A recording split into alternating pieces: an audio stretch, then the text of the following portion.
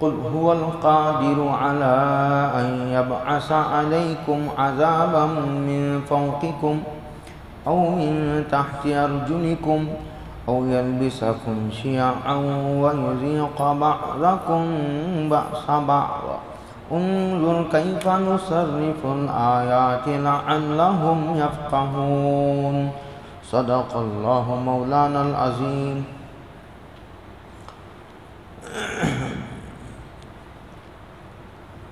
گزشتہ اس آیت کے ایک بڑے حصے پر تفصیل سے کلام ہو چکا ہے۔ اللہ تعالیٰ یہ ارشاد فرماتے ہیں کہ اے محمد صلی اللہ علیہ وسلم، آپ ہماری طرف سے یہ پیغام امت تک پہنچا دیجئے۔ اگر نافرمانی ہوتی ہے اللہ کی، اس کے احکامات کو پامال کیا جاتا ہے، توڑا جاتا ہے، تو تین طرح کے عذابات میں اللہ تعالیٰ مبتلا کر دیتے ہیں۔ القادر علی ان یبعث علیکم عذابا من فوقکم، ایک عذاب تو وہ ہے جو اوپر سے آنے والا ہے، ایک عذاب وہ ہے جو نیچے سے آنے والا ہے۔ اوپر کے عذاب کی تشریح میں نے گزشتہ جمعہ کر دی تھی تقریباً، کہ جیسے آندھی ہے اور جیسے پتھروں کی بارش ہے، اور بھی بہت سارے عذابات، بارش کا عذاب ہے، ہوا کا عذاب ہے، اور اسی طرح ایک فرشتے نے چیخ ماری اور پوری قوم کی قوم ہلاک ہو گئی۔ اور بنی اسرائیل پر بھی قرآن مجید میں ہے، ہم نے ان پر طوفان بھیجا، اور ٹڈی وہ عذاب کو بھیجا جو ساری فصلوں کو کھا کر تباہ کر دیتی ہے، اور کھٹملوں کے عذاب کو ہم نے ان پر مسلط کیا، مینڈکوں کے عذاب کو ہم نے ان پر مسلط کیا، خون کے عذاب کو ہم نے ان پر مسلط کیا۔ یہ سارے عذابات ہیں جو اوپر سے آنے والے ہیں۔ کچھ عذاب وہ ہیں جو نیچے سے، جیسے سیلاب کی شکل میں عذاب آتا ہے، اور جیسے قارون کو زمین میں دھسا دیا گیا، فرعون کو سمندر میں ڈبو دیا گیا، یہ سارے نیچے سے آنے والے عذابات ہیں۔ زلزلہ ہے، سمندروں میں ڈبو دینا ہے، اور زمین میں دھسا دینا ہے، یہ سارے نیچے سے آنے والے عذابات ہیں۔ اس میں حضرت ابن عباس کی ایک رائے یہ ہے، سید المفسرین، اوپر کے عذاب سے مراد ظالم بادشاہ اور ظالم حکمرانوں کو اللہ تعالیٰ مسلط کر دیتے ہیں۔ حدیثوں میں ہے کہ کما تکونون یؤمر علیکم، یہ حدیث ہے۔ اسی حدیث سے یہ جملہ نکلا ہے یا نکالا گیا ہے، اعمالکم امالکم، تمہارے اعمال ہی تم پر حکومت کرتے ہیں، تمہارے اعمال ہی تم پر حکومت کرتے ہیں۔ لوگ سمجھتے ہیں کہ حکومت بدلے گی تو حالات بدلیں گے، حکومت بدلے گی تو حالات بدلیں گے۔ قرآن مجید کا ماننا یہ ہے کہ اعمال بدلیں گے تو احوال بدلیں گے، اس لیے کہ ادھر سے اعمال اوپر جاتے ہیں تو ادھر سے فیصلے نازل ہوتے ہیں۔ اعمال بدلیں گے تو آسمان والے کے فیصلے بدلیں گے، اور آسمان والے کے فیصلے بدلیں گے تو زمینی حالات بدلیں گے۔ یہ پوری ایک ترتیب ہے۔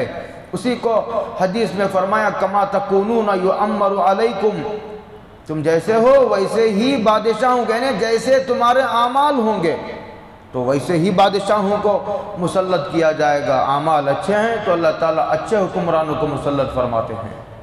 اعمالکم امالکم، ایک حدیث، لمبی حدیث ہے، اس میں یہ ہے کہ اللہ تعالیٰ کا کہ میں بادشاہوں کا بادشاہ ہوں، اور سارے بادشاہوں کے دل میرے قبضے میں اور کنٹرول میں ہیں، لہذا تم بادشاہوں کو گالیاں دینے اور ان کی شکایتیں کرنے کے بجائے تم میرے سے اپنا معاملہ ٹھیک کر لو۔ اس لیے کہ یہ بادشاہ تو بڑے بے بس ہیں، جو قدم قدم پر پانی کے محتاج، کھانے کے محتاج، سانس کے محتاج، نیند کے محتاج۔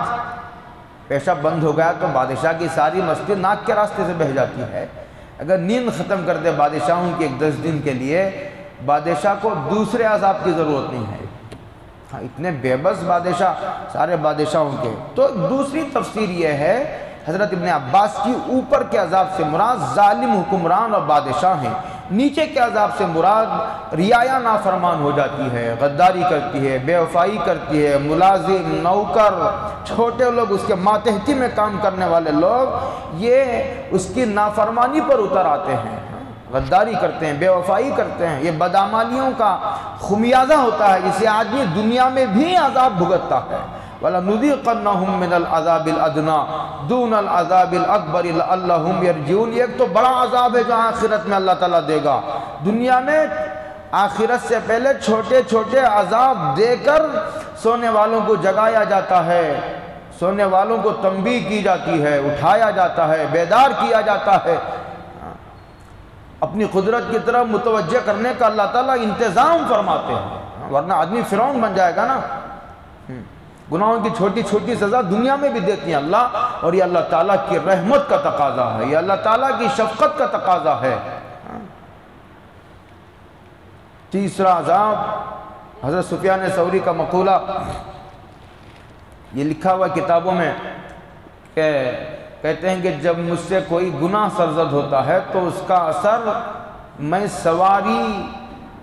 سواری میرے گھوڑے پر تک میں دیکھتا ہوں کہ گھوڑا نافرمانی کرنے لگتا ہے، بوجھ اٹھانے والا گدھا میری نافرمانی کرتا ہے۔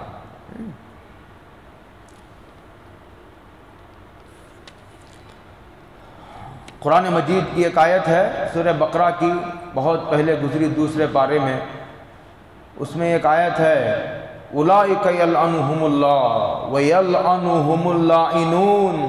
کافروں کا ذکر کرتے اللہ کہتے ہیں یہ وہ لوگ ہیں جن پر اللہ کی لعنت برستی ہے، لعنت نازل ہوتی ہے، اللہ تعالیٰ کی نحوست نازل ہوتی ہے۔ اس کے آگے ہے قرآن مجید میں وَيَلْعَنُهُمُ اللَّاعِنُونَ، اور لعنت کرنے والے لعنت کرتے ہیں، زمین لعنت کرتی ہے، آسمان لعنت کرتا ہے، فرشتے لعنت بھیجتے ہیں، اور جانور اور سمندروں کے اندر کی مچھلیاں اور جنگل میں رہنے والے جانور تک تم پر لعنت بھیجتے ہیں، اس لیے کہ نافرمانی کا اثر ان مخلوقات تک بھی پہنچتا ہے۔ اسی لیے حدیث میں ہے نا کہ حضرت رسول اللہ صلی اللہ علیہ وسلم ارشاد فرماتے ہیں جب کوئی قوم زکوٰۃ روک لیتی ہے اللہ بارش روک لیتے ہیں۔ اور اس کے آگے اس میں جملہ یہ بھی ہے اگر یہ جانور نہ ہو، جانور کیا گناہ کرتے ہیں بیچارے، گناہ تو انسان کرتا ہے، جائز ناجائز کا تعلق انسانوں سے ہے، جانوروں سے نہیں ہے، بیچارے کیا گناہ کریں گے۔ کہتے ہیں کہ جب ایمان والے زکوٰۃ روک لیتے ہیں تو اللہ تعالیٰ بارش کو روک لیتے ہیں۔ اس کے آگے یہ ہے اگر یہ جانور نہ ہو تو ہم بارش ہی نہ برسائے، بالکل بند ہی کر دیں۔ یہ ہے نیچے کا عذاب۔ ایک تیسرے عذاب کا اس میں ذکر ہے وَيُذِيقَ أَوْ يَلْبِسَكُمْ شِيَعًا وَيُذِيقَ بَعْضَكُمْ بَأْسَ بَعْضٍ، آپسی اختلافات آپس میں ٹکرا دیتے ہیں اللہ۔ یہ بھی بدعمالیوں کا ایک عذاب ہے، بدعمالیوں کی ایک سزا ہے کہ اللہ اختلافات کے حوالے کر دیتے ہیں، انتشار کے حوالے کر دیتے ہیں۔ اور بدعمالی کا جب بھی ذکر آتا ہے، یہاں ایک سمجھنے کی ضرورت ہے، جب بھی بدعمالی کا ذکر آتا ہے تو ہمارا ذہن فوراً نماز کی طرف جاتا ہے، جبکہ صرف نماز مراد نہیں ہے۔ ایک آدمی نماز پڑھتا ہے لیکن اس کے ساتھ رشوت بھی لے رہا ہے، نماز پڑھتا ہے لیکن ایک آدمی اس کے ساتھ سودی کاروبار میں ملوث ہے، ایک آدمی نماز تو پڑھتا ہے لیکن زکوٰۃ نہیں دیتا، زکوٰۃ دیتا ہے نماز نہیں پڑھتا، زکوٰۃ دو نماز کا پابند ہے، حج نہیں کرتا۔ ایک آدمی روزہ نہیں رکھتا،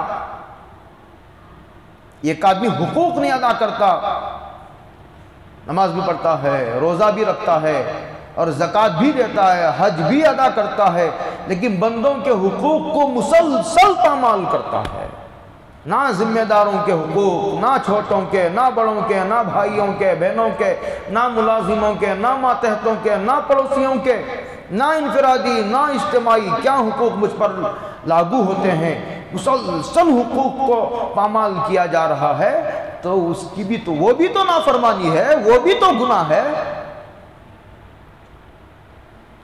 کیا نماز نہ چھوڑنا ہی ایک گناہ ہے؟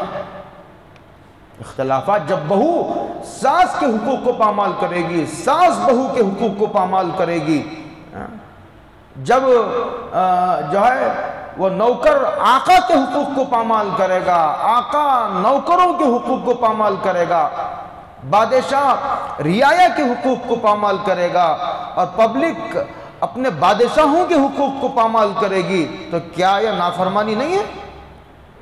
کیا اس کے نتیجے میں اختلافات رونما نہیں ہوں گے؟ یہ غیبت کا بازار، ایک نے دوسرے کی غیبت کر دی، ذرا اس کے لیے کھولنے کی ضرورت ہے اسے۔ نافرمانی اس موقع پر کیا ہے؟ ایک آدمی نے ایک آدمی کی جو ہے وہ غیبت کر دی، ایک آدمی نے ایک آدمی کی بلا وجہ، بلا ضرورت برائی اس کے سامنے بیان کر دی، اب کیا اختلافات نہیں پیدا ہوں گے؟ حالانکہ وہ غیبت کرنے والا وہ نماز کا خوب پابند ہے، صوم و صلاۃ کا خوب پابند ہے، تہجد تک کا پابند ہے، لیکن غیبت نے اختلافات پیدا کر دیے، چغلی نے اختلافات پیدا کر دیے، زبان کے بے قابو استعمال نے جھگڑے کھڑے کر دیے، لوگ اسے نافرمانی ہی نہیں سمجھتے۔ غیبت کو، چغلی کو، ایک دوسرے کے عیوب کی جستجو، تجسس، توہ میں لگنا، عیب تلاش کر رہے ہیں باقاعدہ پلان بنا کر کے، دوسرا کوئی کام نہیں ہے، ایسے عیب تلاش کر رہے ہیں جیسے کوئی اللہ تعالیٰ نے دنیا میں اس کو ذمہ دار بنایا ہے عیب تلاش کرنے کا۔ دوسروں کے عیب تلاش کرنے کے بجائے اپنے عیوب تلاش کرو، دوسروں سے بدگمانی کرنے کے بجائے اپنے آپ سے بدگمانی کرو۔ یہ بھی تو ناجائز، حرام، یہ بھی تو اللہ کی نافرمانی ہے۔ سورہ حجرات میں اللہ تعالیٰ نے ان حقوق کو بہت کھول کر کے بیان کیا ہے۔ میں نے اشارے دیے ہیں کہ نافرمانی جب بھی ہمارے ذہنوں میں آتی ہے تو ہمارا ذہن ادھر جاتا ہے، ذکر کی طرف، تلاوت کی طرف، نماز کی طرف، روزے کی طرف، وہ بھی نافرمانی ہے۔ لیکن یہاں جس پس منظر میں جس آیت کے جس ٹکڑے سے متعلق بحث ہو رہی ہے، وہاں آپ غور کیجئے، ایک دوسرے کا احترام ہی نہیں کیا، ایک دوسرے کو کچھ زور سے بات کر دیا، اختلافات چھڑ گئے، ایک دوسرے کا ادب نہیں کیا، احترام نہیں کیا، ایک دوسرے کے حقوق پر ڈاکہ ڈالا، دوسرے کے حقوق میں مداخلت کیا، دوسرے کے منصب کی حق تلفی کی، یہ ساری چیزیں ہیں، اس کی وجہ سے اختلافات پیدا ہوتے ہیں۔ حضرت شیخ الہند رحمۃ اللہ علیہ جب جیل سے واپس آئے تو انہوں نے کہا، میں نے امت کی بربادی کے اسباب پر غور کیا تو مجھے دو بڑے اسباب کی طرف میرا ذہن منتقل ہوا، اللہ نے دل پر القاء کیا، یہ قرآن کریم کو امت نے چھوڑ دیا ہے۔ اب دیکھیں، بڑی مسجد میں پورے علاقے میں نماز پڑھنے والے، ذکر اور درود شریف کرنے والے تو کچھ مل جائیں گے، لیکن تلاوت کرنے والا پوری مسجد میں کوئی نہیں ملے گا، الا ماشاء اللہ۔ کوئی قرآن کریم تلاوت کرنے والا نہیں، سیکھنے والا نہیں، سمجھنے والا نہیں، پڑھنے والا نہیں۔ کیا ایسا نہیں ہے؟ یہی صورتحال ہے۔ امت نے چھوڑ دیا، اس کی تلاوت چھوڑ دی، اس کو سمجھنا چھوڑ دیا، اس پر عمل کرنا اور دوسروں تک پہنچانے کا جو ایک سلسلہ، مبارک سلسلہ تھا، ہم نے اسے پامال کیا اور مسلسل پامال کیا ہے۔ دوسرا، حضرت فرماتے ہیں استاذ الاساتذہ شیخ الہند رحمۃ اللہ علیہ کہ آپسی اختلافات نے اس امت کے اتحاد کا جنازہ نکال دیا، کمر توڑ دی اس امت کی۔ حضور نے فرمایا تھا، آپس کے اختلافات تمہارے دین کو موننے والی چیز ہے۔ میں نے کہا تھا کہ اتحاد یہ زندگی ہے، اختلافات یہ موت ہے۔ اتحاد طاقت ہے، اختلافات یہ کمزوری ہے۔ اسی لیے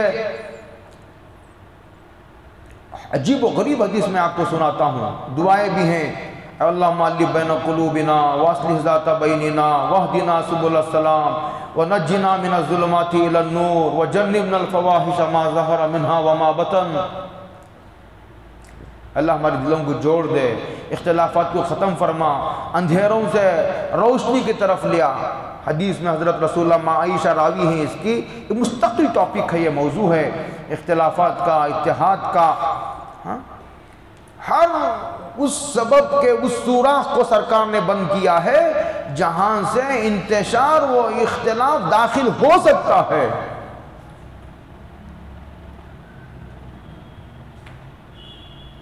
اور ہر اس عمل کو حوصلہ افزائی فرمائی ہے، ترغیب دی ہے، بلکہ تاکید کی ہے سرکار نے، جس عمل کے نتیجے میں اتحاد پیدا ہو سکتا ہے۔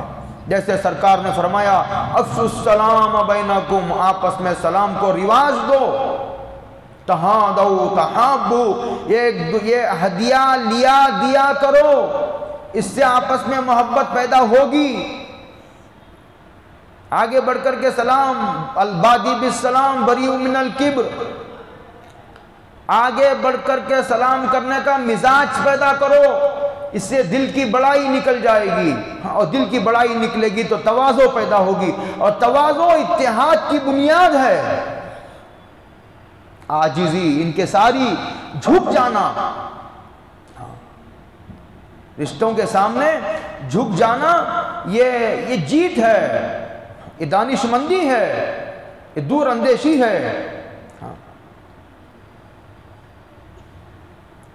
حضرت عائشہ راوی ہیں روایت کے، وہ فرماتی ہیں کہ اگر دو مسلمانوں میں جھگڑا ہو گیا تو صلح کے لیے جھوٹ بھی بولا جا سکتا ہے۔ کیسی عجیب و غریب حدیث ہے یہ، جب میں پڑھتا ہوں حیران ہو جاتا ہوں اس حدیث کو۔ مثال کے طور پر ایک آدمی کے دن دو آدمیوں کے درمیان جھگڑا ہے، جا کر کے میں نے کہہ دیا کہ ارے وہ تو آپ کی تعریف کر رہا تھا، وہ تو آپ کی خوبیاں بیان کر رہا تھا، وہ تو آپ سے ملنا چاہتا ہے، کچھ غلط فہمی ہو گئی تھی۔ شیطان نے، آپ یاد کیجئے کہ جب حضرت یوسف علیہ السلام کے کردار کا وہ روشن باب، وہ تاریخی جملہ قرآن کریم نے 13ویں پارے میں اسے نقل کیا ہے کہ کنویں میں ڈالنے کی سازش رچی تھی بھائیوں نے، بعد میں ملاقات ہوئی تو پتہ ہے انہوں نے ماضی کے اس تاریخ واقعے کو، اس تفصیلات کو نہیں چھیڑا حضرت یوسف نے، یہ کہا کہ دیکھ کر ہی میں سنا دیتا ہوں، 13ویں پارے میں ہے۔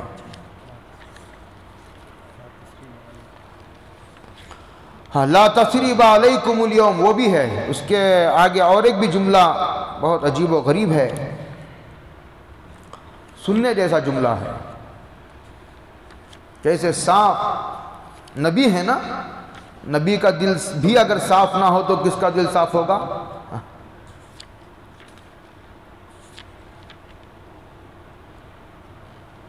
ہاں، یہ کہا کہ وَجَاءَ بِكُم مِّنَ الْبَدْوِ مِن بَعْدِ أَن نَّزَغَ الشَّيْطَانُ بَيْنِي وَبَيْنَ إِخْوَتِي، کہا کہ شیطان کا منصوبہ کامیاب ہو گیا تھا، شیطان نے ہمارے تمہارے درمیان اختلافات ڈالنے کی کوشش کی تھی، شیطان کی طرف منسوب کر دیا، بھائیوں پر الزام نہیں رکھا۔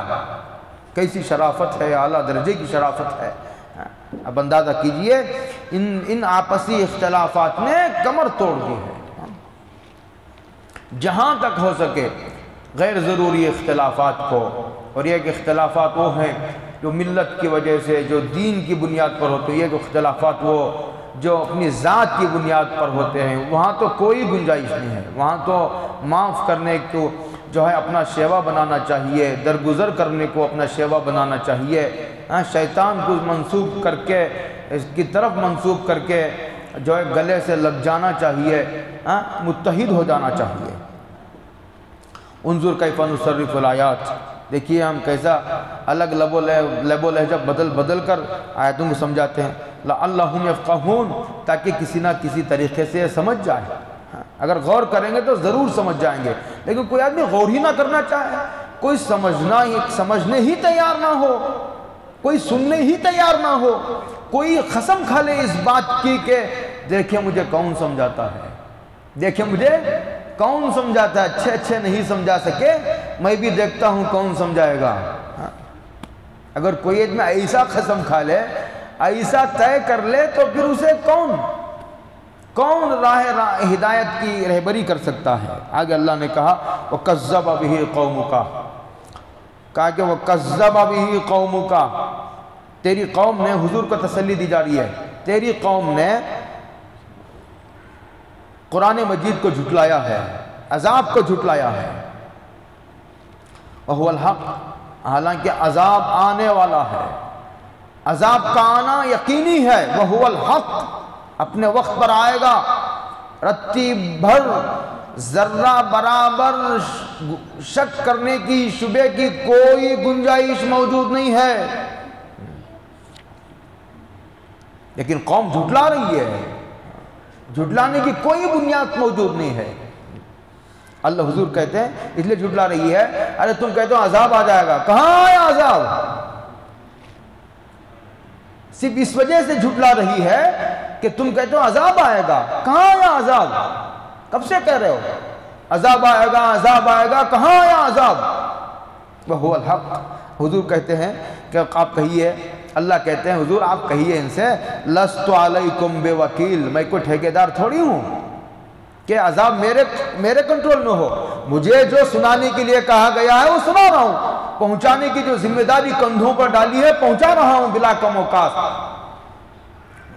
مجھے نہ عذاب بھیجنے پر مقرر کیا گیا ہے اور نہ عذاب بھیجنا میرے کنٹرول میں ہے، وہ تو اس کے کنٹرول میں ہے، میں کوئی عذاب بھیجنے کا ٹھیکہ لیا ہوں۔ لَسْتُ عَلَيْكُمْ بِوَكِيل، پتہ چلا کہ ہر چیز نبی کے قبضے میں بھی نہیں ہوتی، ساری چیزیں اللہ کے قبضے میں ہیں۔ یہ کتنی بڑی حقیقت سے قرآن پردہ اٹھاتا ہے، اور بار بار قرآن کریم جو ہے اس مسئلے کو اٹھاتا ہے کہ تمام اختیارات ایک اللہ کو ہیں، وحدہ لا شریک لہ، کی ذات کو حاصل ہے۔ لِكُلِّ نَبَإٍ مُسْتَقَرٌ، ہر خبر جس کی میں عذاب کی خبر دے رہا ہوں تو ہر ایک کا ایک وقت ہے، ہر ایک کی ایک جگہ طے ہے کہ کہاں عذاب آنا ہے، کب آنا ہے، طے ہے، کوئی الٹپ نظام ہے کہ جب آیا جب چاہے عذاب بھیج دیا جائے، نہیں، کہاں بھیجنا ہے، کب بھیجنا ہے، سارا شیڈول بنا ہوا ہے۔ وَسَوْفَ تَعْلَمُونَ، تم بھی ان قریب دیکھ لو گے، وَسَوْفَ تَعْلَمُونَ، دیکھ لو گے۔ ہم ایسا نہیں کہ تمہیں پتہ ہی نہ چلے، ہم عذاب آ گیا تمہیں پتہ بھی نہ چلے، ایسا نہیں ہوگا، تم ان قریب دیکھو گے عذاب کو۔ آگے قرآن نے ایک عجیب و غریب نصیحت کی ہے، قرآن نے کہا وَإِذَا رَأَيْتَ الَّذِينَ يَخُوضُونَ فِي آيَاتِنَا فَأَعْرِضْ عَنْهُمْ، کہا جب تو دیکھے، حضور کو کہا، اصل میں کہنا ہے امت کو، لیکن کبھی کبھی قرآن کا لب و لہجہ ایسا ہے کہ حضرت رسول اللہ صلی اللہ علیہ وسلم کو ہی مخاطب بناتا ہے، جبکہ کہنا اصل ہے امت سے، لیکن چونکہ بیچ میں واسطہ ہیں سرکار، پیغمبر ہے نا، پیغام پہنچانے والے کو پیغمبر کہتے ہیں، تو حضور ہی واسطہ ہیں اللہ اور امت کے درمیان، اسی لیے کبھی حضور کو ڈائریکٹ خطاب کیا جاتا ہے۔ کیا کہا جا رہا ہے؟ جب تو ایسے لوگوں کو دیکھے جو ہماری آیتوں میں عیب لگا رہے ہیں، نکتہ چینی کر رہے ہیں، فَآرِضْ عَنْهُمْ حَتَّى يَخُوضُوا فِي حَدِيثٍ غَيْرِهِ، کہتے ہیں کہ ان سے اعراض کر لو، الگ ہو جاؤ، حَتَّى يَخُوضُوا فِي حَدِيثٍ غَيْرِهِ، یہاں تک کہ وہ دوسری گفتگو میں مشغول نہ ہو جائے۔ جب دوسری گفتگو مشغول ہو جاؤ پھر بیٹھنے کی اجازت ہے، اور اگر بیٹھنے کے بعد قرآن کو موضوع بنا دیا گیا، حدیث کو موضوع بنا دیا گیا، نبی کے ذات میں عیب نکالنے لگے، اسلام کے فرضی عیبوں کو اچھالا جا رہا ہے کسی مجلس میں، کہتے ہیں تو پھر وہاں سے اٹھنا واجب ہے، وہاں سے اٹھنا واجب ہے۔ جن کا مشغلہ ہی یہ ہے، ایسوں کے پاس نہیں۔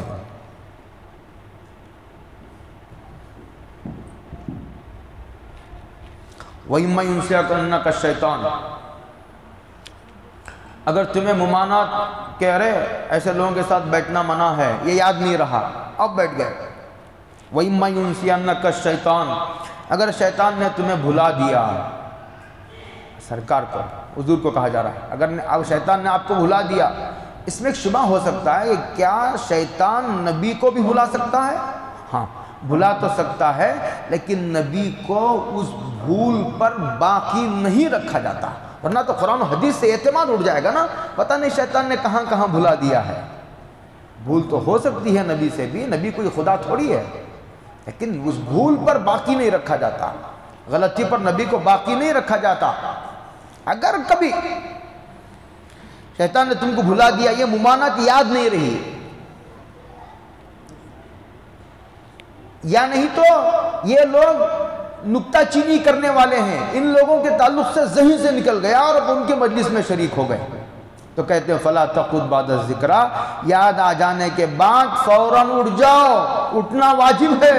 فَلَا تَقُدْ بَعْدَ الذِّكْرَى مَعَ الْقَوْمِ الظَّالِمِينَ، ظالموں کے ساتھ مت بیٹھو۔ بعض امام قرطبی کہتے ہیں اگر یہاں قرآن حدیث اسلام حضور کی ذات کو موضوع بنایا گیا ہو یا نہ بنایا گیا ہو، لیکن جن لوگوں کی ایسی عادت ہے، ایسے لوگوں کے وہاں مجلس میں بحث ہو رہی ہو یا نہیں ہو رہی ہو، ایسے لوگوں کی صحبت اختیار نہ کرو، ورنہ غیر شعوری طور پر جراثیم منتقل ہو جائیں گے اور تم شک و شبہ میں پڑ جاؤ گے۔ جس طرح بہت غور سے سنو، عورتیں بھی ہیں یہاں، جس طرح قرآن کریم کی آیت کا انکار کفر ہے، کسی بھی آیت کے تعلق سے شبہ میں مبتلا ہو جانا بھی کفر ہے۔ یہودی اپنے اس مشن میں کامیاب ہیں کہ ان کو شک میں مبتلا کر دو، شبہ میں مبتلا کر دو، اعتراضات کے کانٹے چبو دو سینے میں، خرخشے پیدا کر دو، قرآن و حدیث کے تعلق سے ان کو غیر مطمئن کر دو۔ اپنے اس مشن میں، اپنی سازش میں یہ پوری طرح کامیاب ہیں، اسی لیے ایسے لوگوں کی مجلسوں میں بیانات میں نہیں جانا چاہیے، نہیں سننا چاہیے۔ جن کی مجلسوں میں جانے سے، جن کا لٹریچر پڑھنے سے، جن کی صحبت میں جانے سے، جن کے بیانات سننے سے قرآن و حدیث میں شبہات پیدا ہوتے ہوں، ایسے لوگوں کی مجلسوں میں قطعاً نہیں جانا چاہیے۔ فلا تقعد، مجلس بدلی، مزاج بدل گیا، مجلس بدلی، خیالات بدل گئے، نظریات بدل گئے، عقیدے بدل گئے، سوچ بدل گئی، فکر بدل گئی، مزاج بدل گیا، رخ بدل گیا۔ اکبر کی صحبت بدلی، پورے کا پورا نظام بدل گیا۔ آپ پڑھیے تاریخ، یہ تاریخ کی مجلس نہیں ہے اور نہ یہ بیان ہے۔ اکبر جس نے دین الہی کو ایجاد کیا تھا، بزرگوں کا بہت معتقد تھا، بعض جگہ میں نے پڑھا بھی ہے کہ بعض میں آخر وقت میں اس نے توبہ بھی کی، اسے توبہ بھی نصیب ہوئی، اس لیے کہ بزرگوں کا بڑا باادب بھی تھا۔ لیکن جب مجلس بدلی، گمراہ لوگوں کی صحبت اختیار کی، تو خیالات بدل گئے، نظریات بدل گئے، سوچ بدلی، فکر بدل گئی، مزاج بدل گیا، عقیدے بدل گئے، اعمال بدل گئے، ظاہر بدل گیا، باطن بدل گیا، رات بدل گئی، دن بدل گیا بری صحبتوں سے۔ قرآن میں نیک لوگوں کی صحبت اختیار کرنے کا حکم دیا گیا ہے۔ نیک، بہت غور سے سنو میری اس بات کو، نیک صحبت اسی وقت اثر کرتی ہے جب آدمی بری صحبتوں سے بچ کر نیک صحبت اختیار کرتا ہے۔ ادھر نیک صحبت بھی جاری ہے، بری صحبت بھی جاری ہے، اچھی مجلسوں میں جانا بھی ہے، بری مجلسوں میں بھی جا رہا ہے۔ اب ہمارے ہاں علماء ہیں، یہاں نتیجہ ارزل کے تابع ہوتا ہے۔ نتیجہ کس کے تابع ہوتا ہے؟ ارزل کے تابع ہوتا ہے۔ اس کی ایک موٹی مثال یہ ہے، 1 لیٹر دودھ ہے، بولو کتنے لیٹر؟ 1 لیٹر دودھ ہے، یہ قطرہ پیشاب کا ملا دو، سارے کا سارا دودھ کیا ہو جائے گا؟ حالانکہ یہ 1 لیٹر دودھ ہے پیشاب کا، تو ایک ہی قطرہ ہے۔ ہاں، بری صحبت سڑی ہوئی غذا کی مانند ہے، زہر ہے، زہر۔ بری صحبت زہریلے سانپ سے بھی زیادہ خطرناک ہے۔ اپنے بچوں کو بچاؤ بری صحبتوں سے، خود بھی بچو، نگرانی کرو اپنے بچوں کی، کہاں جا رہا ہے بچہ، کہاں آ رہا ہے، کہاں اٹھ رہا ہے، کہاں بیٹھ رہا ہے، کیا سن رہا ہے، کیا دیکھ رہا ہے، پاسورڈ لگا دو۔ نگرانی کرو بچوں کی فونوں کی، تنہائیوں میں رہنا نہ دو اپنے بچوں کو۔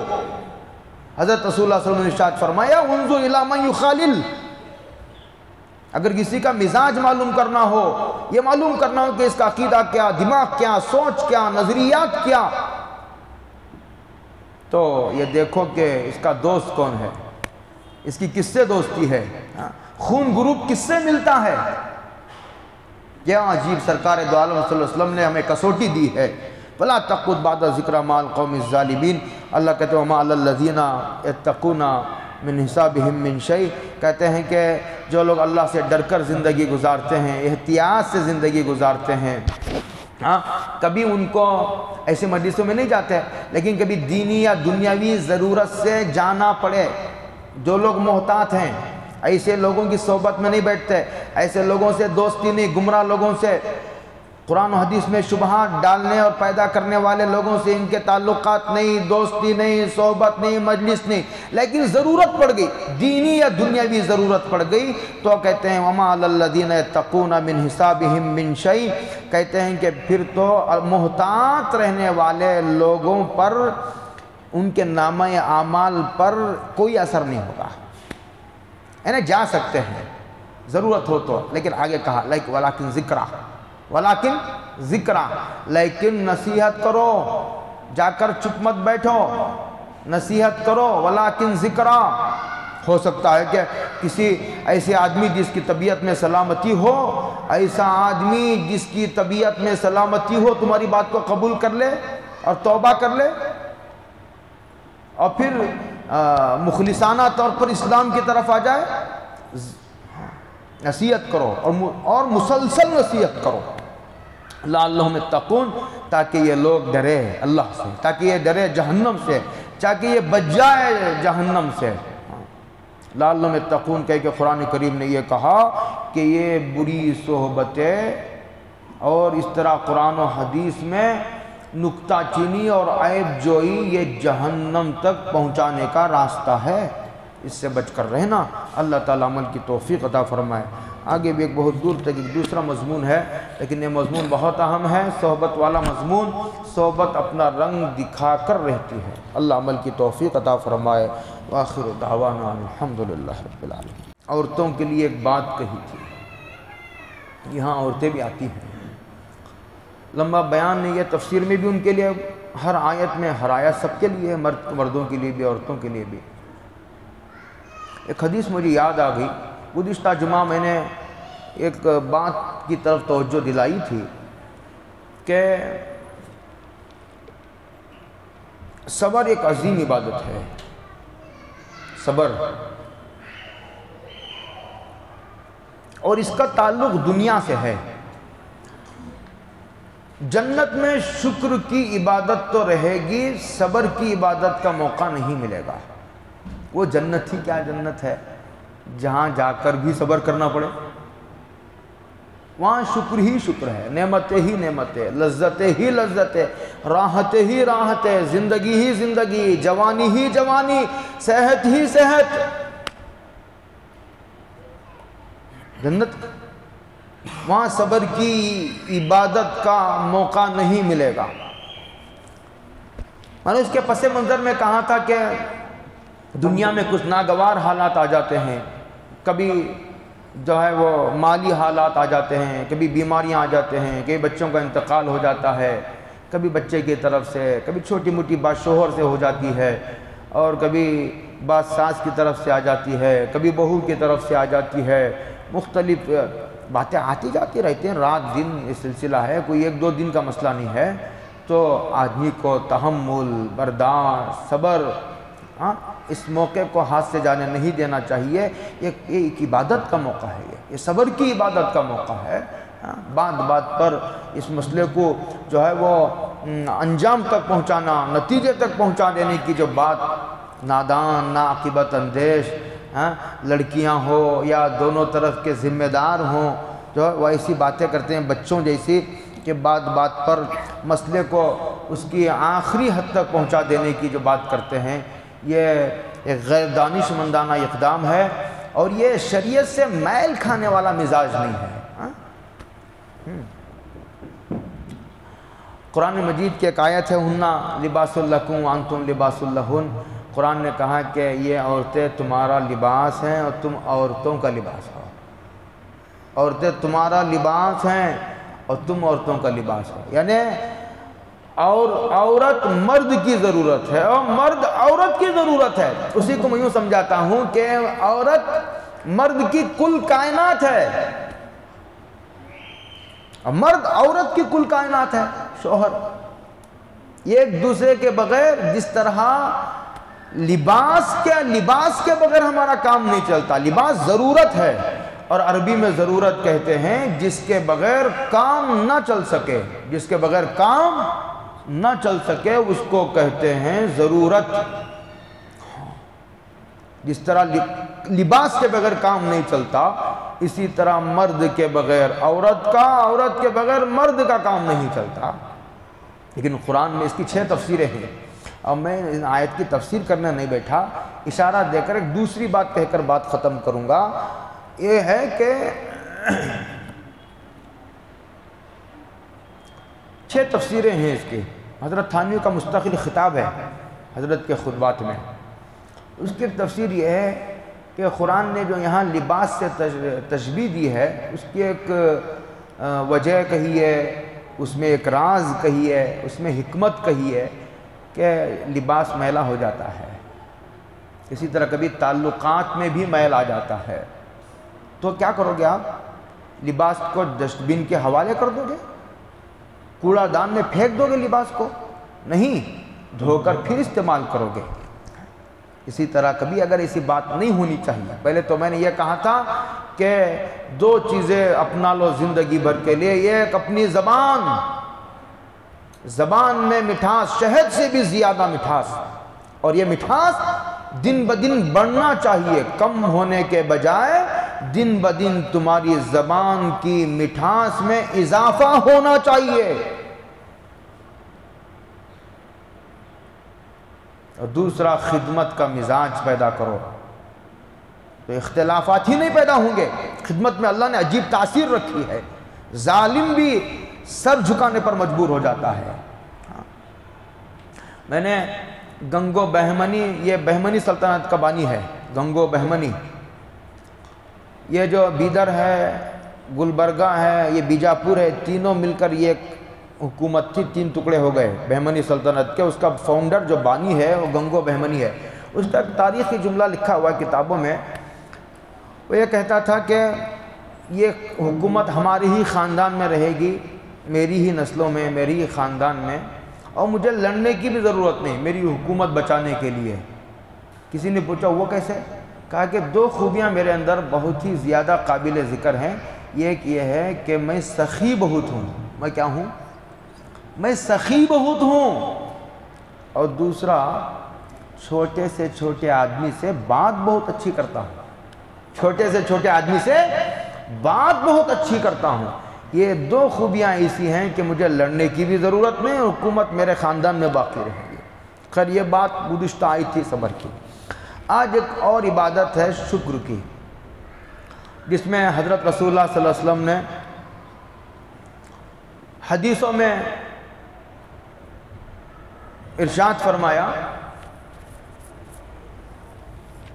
کہ میں نے دیکھا کہ جہنم میں جانے والوں کی اکثریت عورتوں کی ہے. صحابہ نے پوچھا سرکار کیوں؟ تو کہا کہ تکثرن اللعن وتکفرن العشیر. عجیب بات فرمائی. تم لعن تان بہت کرتے ہو، بات پر، چھوٹی چھوٹی بات پر جو ہے وہ بددعا دے دینا، بچوں کو، شوہر کو، ساس کو، سمدھی کو، سامنے والے کو، آپے سے باہر ہو جانا، بے قابو ہو جانا. کبھی اگر مقبولیت کی گھڑی ہو تو کیا حالت ہوگی. میں نے یہ جو حرم کے امام ہیں ہمارے حضرت نے اپنی کسی کتاب میں لکھا ہے، دیکھ لیجئے کسی مضمون میں ہمارے حضرت نے حوالہ دیا ہے اس کا، کہ یہ جو عبد الرحمن السدیس ہیں کہتے ہیں ان کی والدہ جب کبھی غصہ ہو جاتی تھی تو غصے میں بیٹے کو کہتی تھی اللہ تجھے حرم کا امام بنا دے. اگر بددعا ہی دینا ہے تو ایسی بد دعا دیجئے، اللہ تجھے حرم کا امام بنا دے، مسجد نبوی کا امام بنا دے، قبول ہوتی ہے یا نہیں ہوتی ہے چھوڑیے اس کی بحث، تجھے بیت المقدس کا امام بنا دے، اللہ تجھے مدینہ کی موت عطا فرمائے، اللہ تجھے دین کا، غصے میں ایسے جملے یاد کر لینے چاہیے۔ جب آدمی تنہائیوں میں لان تان کا عادی ہو جاتا ہے نا، تو پھر جب تھوڑا غصہ آتا ہے تو آدمی کے زبان سے وہی نکلتا ہے، جو برتن میں ہوگا وہی نہ نکلے گا۔ اسی لیے ایک لان تان کا سلسلے کو بند کرو، یہ لان تان کے سلسلے کو بڑھانا یہ اپنے پاؤں پر کلہاڑی مارنے کے برابر ہے۔ قبولیت کی اگر گھڑی ہو، تم نے لعنت کر دی بچے کو، ساری زندگی تم کو ہی دیکھنا پڑے گا۔ وَتَكْفُرْنَ الْعَشِيرَ، اور تم شوہروں کی ناشکری کرتے ہیں۔ تھوڑا کچھ کم ہو گیا، چائے کی پتی لانا بھول گیا شوہر کبھی، چاول ذرا موٹے لے کر آ گیا، پتہ نہیں چلا رات میں، یا نہیں تو کوئی چیز لانے کے لیے کہا گیا تھا، ذہن سے نکل گئی مصروفیات میں کاروبار کی وجہ سے، ہو جاتا ہے کبھی، تو بس کیا سر کو آسمان پر لے لیتی ہیں۔ وَتَكْفُرْنَ الْعَشِيرَ، شوہروں کی ناشکری عورتوں کا مشہور مزاج ہے، پوری زندگی احسان کرتے رہو، اور اگر کبھی تھوڑا بھی اگر فرق پڑ گیا تو کہیں گے تم نے ساری زندگی کیا کھلایا ہے، نہ کبھی یہاں میں نے صبح دیکھی، نہ کبھی یہاں جو مجھے سکون ملا، نہ کبھی اچھے کپڑے ملے پہننے کے لیے، نہ کبھی کھانے کے لیے اچھا ملا، نہ کوئی اچھا گھر۔ لمبی تقریر کرنے میں تو عورتیں مشہور ہوتی ہیں۔ اسی لیے شکر گزاری کا مزاج پیدا کرو اپنے اندر۔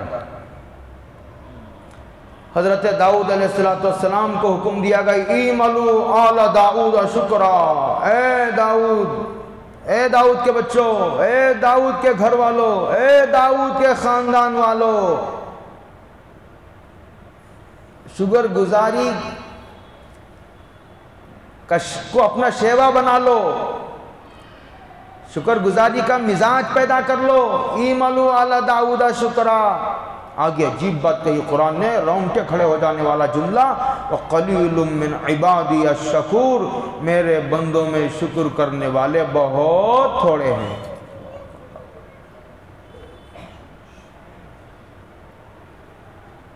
جو نہیں ہے اس پر نظر، جو موجود ہے اس کا شکر نہیں، جو موجود نہیں اس کی شکایت، موجودہ نعمتوں کا شکر نہیں۔ وَإِن تَعُدُّوا نِعْمَتَ اللَّهِ لَا تُحْصُوهَا، بزرگوں نے فرمایا کہ آدمی آسمان کے ستارے اور زمین کے ذرات، بارش کے قطرے اور درخت کے پتوں کو تو گن سکتا ہے، لیکن اللہ کی نعمتوں کو گننا چاہے تو نہیں گن سکتا۔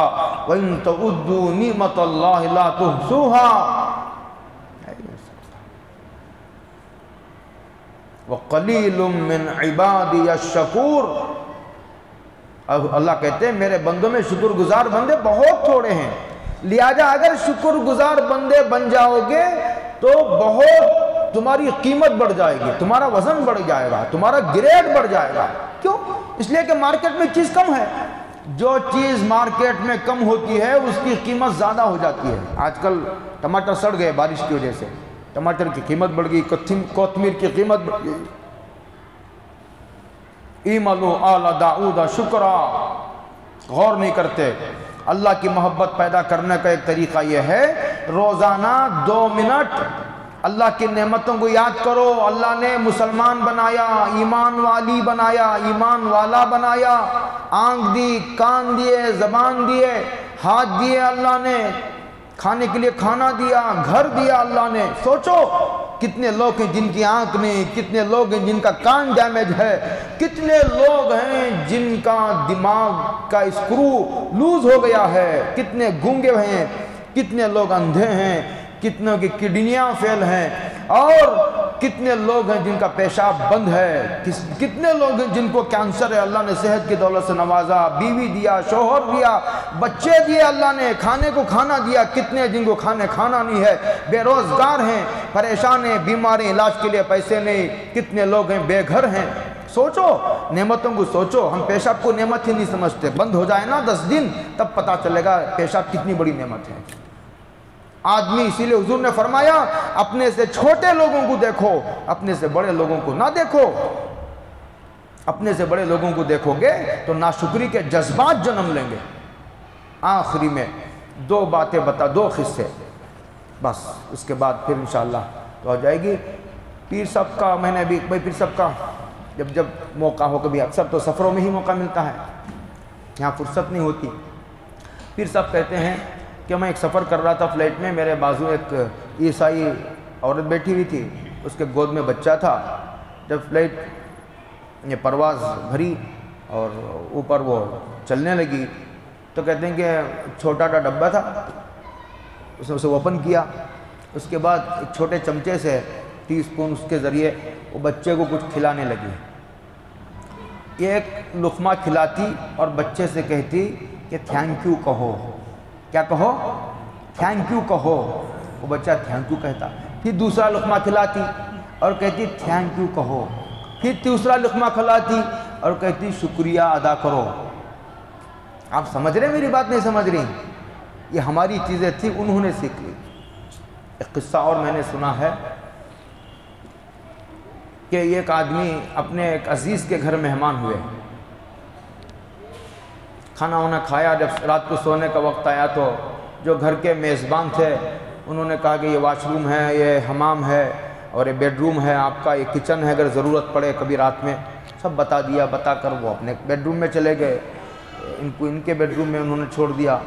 رات میں گھر کے جو مالک تھے، وہ میزبان تھے، ان کی اچانک آنکھ کھلی رات 3 بجے، تو کیا دیکھتے ہیں کہ ان کے جو مہمان ہیں وہ ایک پلر سے ٹیک لگائے بیٹھے ہیں۔ یہ قریب گئے، کا کوئی پریشانی، کسی چیز کی ضرورت ہے؟ کہا نہیں، کسی چیز کی ضرورت بھی نہیں، کوئی پریشانی بھی نہیں، لیکن جب آپ نے دیکھ لیا ہے تو میں آپ کو اپنی حقیقت بتاتا ہوں۔ بیٹھی ہے، بیٹھ کر جو ہے انہوں نے کہا کہ جب آدمی کے 2 نالیاں ہیں یہاں، ایک سانس کی ایک کھانے کی، اور جو ہے سانس کی نالی پہلے ہے، کھانے کی بعد میں ہے، معلوم ہے نا؟ پہلے سانس کی ہے، بعد میں کھانے کی ہے، اور اللہ نے وہاں ایک وال بنایا ہے، جب آدمی کھاتا ہے تو وہ وال سانس کی نالی کو بند کر لیتا ہے۔ وہ سانس کی نالی جب بند ہو جاتی ہے تو اس برج سے ہوتے ہوئے کھانے کی نالی میں جاتا ہے۔ یہ سسٹم ہے۔ کہتے ہیں کہ اچھا وہ اللہ نے ایسا بنایا ہے، آدمی کھانا کھانے کے 2 سیکنڈ بعد سر نیچے پیر اوپر، بولو سر نیچے پیر اوپر اگر کر لے تب بھی کھانے کا ایک دانہ باہر نہیں آئے گا اور پانی کا ایک قطرہ باہر نہیں آئے گا۔ اللہ نے ایسا نظام بنایا ہے۔ انہوں نے کہا کہ وہ میرا وال ٹوٹ گیا ہے۔ کیا ہو گیا ہے؟ وہ میرا وال ٹوٹ گیا ہے۔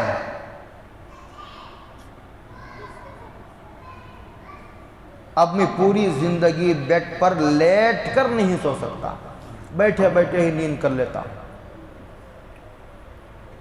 میں ہمیشہ کہا کرتا ہوں کہ کبھی نماز کی دعائی جاؤ ذرا، یا عورتوں کو لے کر جاؤ، خود بھی جاؤ، دیکھ کر آؤ تو شکر پیدا ہوگا۔ امت کی 50 سے زیادہ فیصد آبادی ناشکری کی لعنتوں میں گرفتار ہے۔ لئن شکرتم لازیدنکم، اگر شکر کرو گے تو اللہ کہتے ہیں میرا وعدہ ہے نعمتوں میں اضافہ کروں گا، اور ضرور کروں گا۔ شکر سے نعمت باقی بھی رہتی ہے، نعمتوں میں اضافہ بھی ہوتا ہے۔ کریں گے شکر انشاءاللہ۔ اللہ ہم سب کو اپنے شکر گزار بندوں میں شامل کر لے۔ اگر ناشکری کی، اللہ کہتے ہیں میرا عذاب بہت سخت ہے، میری پکڑ میں نہ آؤ۔ اللہ توفیق عطا فرمائے۔ واخر دعوانا الحمدللہ۔